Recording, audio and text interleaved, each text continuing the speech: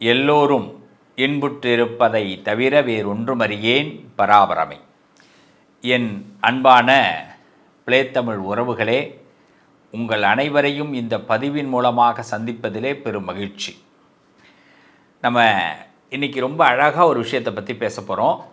அதில் ரொம்ப முக்கியமாக நடைமுறை வாழ்க்கையில் இருக்கக்கூடிய சின்ன சின்ன சிக்கல்களை எப்படி நாம் சமாளிக்கலாம் அப்படிங்கிறது தான் இன்றைக்கி நம்ம பேச போகிறோம். இதில் முதல்ல இந்த உலகத்தில் நம்மளை யாராவது ஒருத்தவங்க வழி நடத்துனாங்க அப்படின்னா நம்ம ரொம்ப சீக்கிரமாக முன்னேற முடியும். இன்றைக்கி உலக வரிசையில் பணக்காரர்கள் வரிசையில் இருக்கக்கூடியவர்கள்லாம் பார்த்திங்கன்னா யாரோ ஒருத்தவங்க வழி நடத்தினவங்க தான். யாருமே தானாக தோன்றிய சுயம்பு லிங்கங்கள் கிடையாது. முன்னாடி யாரோ ஒருத்தவங்க ஒரு ஸ்கெட்ச் போடுறாங்க, அந்த ஸ்கெட்சை அவங்களால முடிக்க முடியல, அதை பார்த்துக்கிட்டே இருக்கிறாங்க. அந்த ஸ்கெட்சை இவங்க எடுக்கிறாங்க, இவங்க சக்ஸஸ் பண்ணிடுறாங்க. நீங்கள் கவனித்து பாருங்கள், முதல்ல ஒரு பிளான் போட்டவங்க அது வெற்றி அடைஞ்சாங்களா, அந்த பிளான் போட்டு அது அங்கேயே ஃப்ளாப் ஆகிட்டு அவங்க விட்டுட்டு போயிருப்பாங்க. அதிலேருந்து வந்தவங்க தான் அதிகமாக வெற்றி பெற்றவர்களாக இருப்பாங்க. இன்றைக்கி நம்மளுடைய ஜென்ரேஷனில் நம்ம நிறைய விஷயங்களை தெரிஞ்சுக்கிறதுக்கு முக்கிய காரணம் யாராக இருக்கும் அப்படின்னா நம்ம கற்றுக்கிறது தான். ஒவ்வொரு நாளும் ஒவ்வொரு பாடத்தை ஆண்டவன் கற்றுக் கொடுக்குறான். எல்லாரோட வாழ்க்கையிலையும் நீங்கள் எடுத்துக்கலாம். நீங்கள் நிம்மதியாக நீங்கள் ஒரு நாள் தூங்குறீங்கன்னா அடுத்த நாள் அந்த நிம்மதியோடு எழுந்திருக்கணும் அப்படின்னா நீங்கள் ஏதாவது ஒரு பாடத்தை கற்றுக்க போகிறேங்கிற ஒரு நம்பிக்கையோடு எழுந்தால் தான் நிம்மதியோடு எழுந்திருக்கலாம். இன்றைக்கி என்ன நடக்க போதோ தெரியலப்போ அப்படின்னா அந்த நாளே நமக்கு விரயமாயிடும். இன்றைக்கி இந்த ஒரு பாடத்தை இந்த காலம் கற்றுக் கொடுக்க போகுது. என்ன வேணாலும் கற்றுக் கொடுக்கலாம். அது என் குடும்ப உறுப்பினர்களால் எனக்கு ஒரு பாடம் கற்றுக்கலாம், என்னுடைய தொழிலால் ஒரு பாடம் கற்றுக்கலாம், என் நண்பர்களால் ஒரு பாடம் கற்றுக்கலாம், இல்லை ஊடகத்தின் மூலமாக ஒரு பாடம் கற்றுக்கலாம். ஏதோ ஒரு வகையிலே நான் ஒரு பாடத்தை கற்றுக்கொள்ளப் போகிறேன் அப்படிங்கிறது தான் உறுதி. இன்றைக்கி எந்த பாடத்தை நீ எடுக்க போகிற, எனக்கு நான் தயாராக இருக்கிறேன் அப்படின்னு இந்த பிரபஞ்சத்தை பார்த்து நாம் ஒரு கேள்வியை வைத்துட்டு அன்றைக்கி காலையில் எழுந்தோம்னா, என்னடா இன்னும் பாடம் கற்றுக்கலையேன்னு அந்த நாளை நாம் கடக்கும் பொழுது நிம்மதியாக கடக்க முடியும். அப்படி ஒரு பாடம், இந்த பாடத்துக்கு தான் இன்றைக்கி இவ்வளோ நாளா, ஓகே தேங்க்யூ சூப்பர், இன்றைக்கி இந்த பாடத்தை கற்றுக்கிட்டேன். அப்போ நம்ம என்ன பண்ணுவோம், அதை கற்றுக்கிட்ட பாடத்தை மறுநாள் நம்ம என்ன பண்ணுவோம், அது நமக்கு வழிகாட்டும். இப்படி ஒரு வழிகாட்டலை தான் இந்த கிரகங்களும் நாம் வணங்கக்கூடிய இறைவனும் நமக்கு கொடுத்துக்கிட்டே இருக்கிறாங்க. மரணம் என்னைக்கு அப்படின்னு யாருக்காவது தெரிஞ்சு போயிடுச்சுன்னு வச்சுப்போம், நிம்மதியாக இருக்க முடியுமா சொல்லுங்கள். இன்னும் ஒரு 10 நாள் தான் தம்பி இருக்க அப்படின்னு எனக்கு ஒரு ஆண்டவன் எனக்கு சொல்லிட்டான். என்னால் நிம்மதியாக இருக்க முடியாது. அதே நீ 10 நாளில் இந்த இடத்த அடைய போகிற தம்பி அப்படின்னு ஒரு இலக்கு எனக்கு கிடச்சிருச்சு, எவ்வளோ நம்பிக்கையோடு இருப்பேன். 10 நாளா, 10 நாள் எனக்கு கிடச்சிருமா, ரொம்ப கஷ்டமாக இருக்கேங்க. எப்படியாவது அது மட்டும் எனக்கு அந்த ஒரு வேலை கிடச்சிட்டா போதும், கல்யாணம் ஆகிட்டா போதும், குழந்தை பெற்றுக்கிட்டா போதும், நான் தொழிலில் நல்ல நிலைமைக்கு வந்தால் போதும், நான் ஜெயிச்சிட்டா போதும், அரசியலில் நான் நின்றுட்டா போதும், 10 நாள் இது நடக்க போகுது அப்படின்னு சொன்னால் எப்படி இருக்கும், எவ்வளோ ஒரு ஹாப்பி. அதே 10 நாளில் நீ செத்து போயிடுவேன் அப்படின்னா புரியுதா? அப்போ நெகட்டிவான வேர்ட்ஸ் எங்கெல்லாம் வருதோ, நம்ம மனசு ஏற்றுக்க முடியாத வார்த்தைகள் எங்கெல்லாம் வருதோ அந்த இடத்த விட்டு முதல்ல ஒதுங்கி வாங்க. இந்த உலகம் சவால். நான் தினசரி ஒரு பாடத்தை கற்றுக்கொள்கிறேன், இந்த பாடத்தை நான் இன்று சவாலாக ஏற்றுக்கொள்கிறேன் அப்படி ஒரு சபதம் எடுத்து ஒவ்வொரு நாளும் பொழுது விடியும் பொழுது நிம்மதியோடு எழுந்து பாருங்கள். நமக்கே ரொம்ப சந்தோஷமாக இருக்கும். இன்றைக்கி நான் இதை ஜெயிச்சிருக்கேன்டா, இன்றைக்கி இதை சமாளிச்சிருக்கேன்டா, இன்றைக்கி என் குடும்பத்தில் இந்த சண்டை வராமல் நான் தடுத்திருக்கேன்டா, இன்றைக்கி இந்த குடும்பத்தில் உள்ள உறுப்பினர்களை திருப்திப்படுத்தியிருக்கேன்டா, நான் என்னுடைய ஃபேமிலியில் நான் இந்த விஷயத்தை நான் சக்ஸஸ் பண்ணியிருக்கிறேன்டா, என் ஒர்க்கில் இந்த சாட்டிஸ்ஃபைட் பண்ணியிருக்கேன்டா, இவங்களோட நான் இவ்வளோ அழகாக பேசியிருக்கேன்டா, எனக்கு கோபமே வரலடா, இப்படிலாம் நமக்கு தோணும். இதுதாங்க வாழ்க்கை. அப்போ இது யார் தருவா? குரு தான் தருவார். அப்படிப்பட்ட குரு உங்களுக்கு அற்புதமான நல்ல விஷயங்களை இந்த காலகட்டத்தில் கொடுக்க போகிறார். குரு பகவான் வக்கரத்தில் இருந்தவர் மார்ச் மாதம் 17ஆம் தேதி முதல், இந்த 2026 மார்ச் 17ஆம் தேதி முதல் நிவர்த்தி அடைகிறார். இந்த நிவர்த்தி அடைகிறதுனால நம்ம வாழ்க்கையில் நடக்கக்கூடிய மிராக்கள் என்னென்ன ஒவ்வொரு ராசிக்கும் பார்க்க போகிறோம். வாங்க பார்ப்போம். குரு பிரம்மா குரு விஷ்ணு குரு தேவோ மகேஸ்வரஹா குரு சாட்சாத் பரபிரம்மா தஸ்மை ஸ்ரீ குரவே நமக. குருவுடைய அருளால என் குழந்தைகளை சந்திப்பதிலே பெரும் மகிழ்ச்சி. இந்த குரு வக்கர நிவர்த்தி அடைகிறார். நிவர்த்தி அடைகிறதுனால முதல்ல சந்தோஷப்படக்கூடியவர் யார்? ஆமாங்க, நிறைய விஷயங்களில் தடப்பட்டு வருத்தப்பட்டு பிரச்சனைகளை நான் எப்படி சமாளிக்க போகிறேன்னு தெரியாமல் என் கௌரவமும் ஸ்பாயில் ஆகிடக்கூடாது, ஆனால் சில விஷயங்களை நான் சந்திக்கணும், அதை சந்தித்து சக்ஸஸ் ஆகணும் அப்படின்னு பல கனவுகளோடு காத்திருக்கக்கூடிய என் அன்பு பிள்ளைகளான மேஷராசிக்காரர்கள் தான். இந்த மேஷராசிக்காரர்களுக்கு இந்த குரு வக்கர நிவர்த்தி மிகப்பெரிய அருளையும் மிகப்பெரிய பொறுப்பையும் கொடுக்க போகுதுங்க. இந்த குரு பகவான் இந்த மிதுன ராசியிலே இருந்து உங்களுக்கு உங்கள் ராசிக்கு 3வது இடத்துல இருக்கிறார். 3வது வீட்டில் இருந்து வக்கரத்தில் இருக்கிறார். அதனால் என்ன, நம்ம நம்பி இருக்கக்கூடிய சில நண்பர்கள் கூட உதவி பண்ண முடியாத சுச்சுவேஷனில் இருக்கிறாங்க. இன்றைக்கி பார்த்துட்றேன், நாளைக்கு செஞ்சிடுறேன், நாளான்னைக்கு கொடுத்துட்றேன் அப்படின்னு வாய்தா வாங்கிக்கிட்டே இருக்கிறாங்க. இது ஒரு பக்கம்.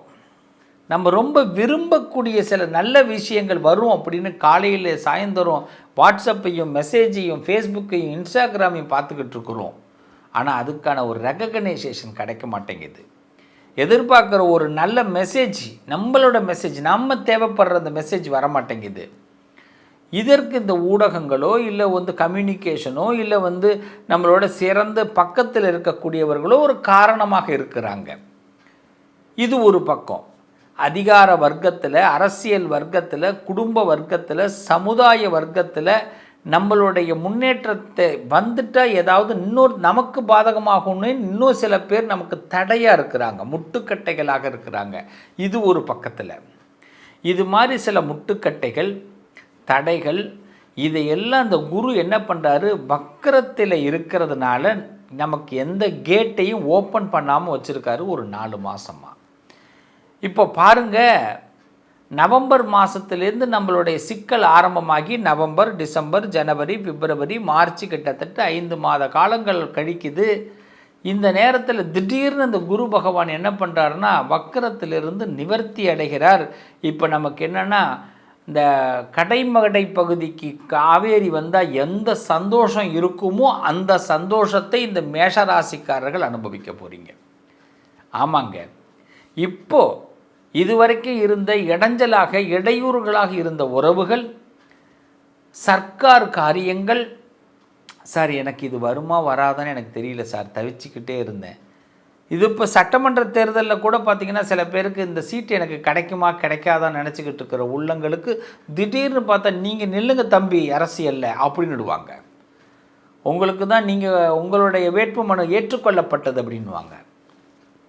சர்ப்ரைஸ் காத்திருக்கு சுவாமி. அப்போ மேஷராசி உள்ளங்களுக்கு இது ஒரு திருப்திகரமான காலம்னு சொன்னால் இதுதான் உண்மை. இந்த காலகட்டத்தில் நிச்சயமாக இந்த குரு வக்ர நிவர்த்தி அடைகிறதுனால தடைப்பட்ட காரியங்கள் நல்ல மனிதர்கள் மூலமாக உங்களுக்கு நடக்க போகுது. இன்னும் சில பேர் சொல்லப்போனால் உங்களை ரொம்ப கழுகு போல் பார்த்துக்கிட்டே இருந்திருப்பாங்க நீங்கள் முன்னேறக்கூடாதுன்னு. அவங்கெல்லாம் இனிமேல் இவன் எங்கே முன்னேற போகிறான் அப்படின்னு உங்கள் மேலே ஒரு தப்பான அபிப்பிராயத்தை அவங்களே மனசுக்குள்ளே ஏற்படுத்திக்கிட்டு பறந்து போயிடுவாங்க. அப்போ இது ஒரு விதத்தில் கடவுள் நம்ம லைஃப் லாங்கும் பார்த்திங்கன்னா நமக்கு ஏதோ ஒரு நல்ல விஷயத்தை கொடுக்கறதுக்கான செய்திகளை தான் இந்த காலகட்டத்தில் கொடுக்குறார், மார்ச் 17க்கு பிறகு. ஸோ இப்போ நம்ம என்ன பண்ணலாம்? நம்ம இது வரைக்கும் கற்றுக்கிட்ட விஷயத்தையும் நமக்கு யாராவது சொல்லி கொடுத்த விஷயங்களையும் நம்ம லைஃப்பில் ஏற்கனவே நம்ம படித்த விஷயங்களையும் இப்போ பெரட்ட வேண்டும். ரொம்ப கவனிங்க, இதுதான் முக்கியம். ஒரு மனுஷன் நல்லா இருக்கணும் அப்படின்னா நம்ம ஏதோ ஒரு லிசன் பண்ணியிருக்கோம். ஒரு நாள் நான் பஸ்ஸில் ஒரு ஜன்னல் ஓரமாக உட்காந்து வந்துக்கிட்டே இருக்கிறேன் அப்படின்னா அந்த ஜன்னல் ஓரத்தில் ஒரு பஸ் ஸ்டாப்பில் நான் நிற்கிறேன். அந்த நேரத்தில் என்னுடைய யாரோ ஒரு சகோதரியே ஒருத்தர் அடிக்கிறார், இல்லை திட்டுறார், இல்லை ஒரு தாயாரை ஒருத்தர் ஏதோ வம்பு இழுக்கிறார், ஏதோ ஒன்று செய்தியை நான் பார்த்துருக்குறேன், இல்லை ஏதோ ஒருத்தவங்களை துன்புறுத்துகிறாங்க, அதை நான் பார்க்குறேன் அப்படின்னா அது என் மனசில் பதிவாக இருக்குது. ஆனால் பட் அது என்னன்னு தெரியல, வந்துட்டேன். ஆனால் அது இந்த நேரத்தில் நமக்கு ரிமெம்பர் ஆகணும். ஏன்னா இனிமேல் வரக்கூடிய இதெல்லாம் ஒரு படிப்பினைகள். இதுக்கு அதுக்கு என்னங்க லைஃப்பில் அப்படின்னா, இந்த காலகட்டத்தில் யாரோ ஒருத்தவங்க நம்ம சம்பந்தப்பட்டவர்கள் சங்கடப்பட போகிறாங்க. அவங்களுக்கு நீங்கள் உதவி பண்ணணும்.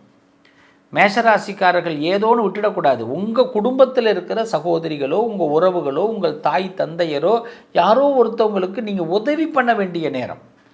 நீங்கள் இப்போ குருவாக உங்களை கன்வெர்ட் பண்ணிக்க வேண்டிய நேரம். உங்களுக்கு ப்ரொமோஷன் நீங்கள் கொடுத்துக்கணும்.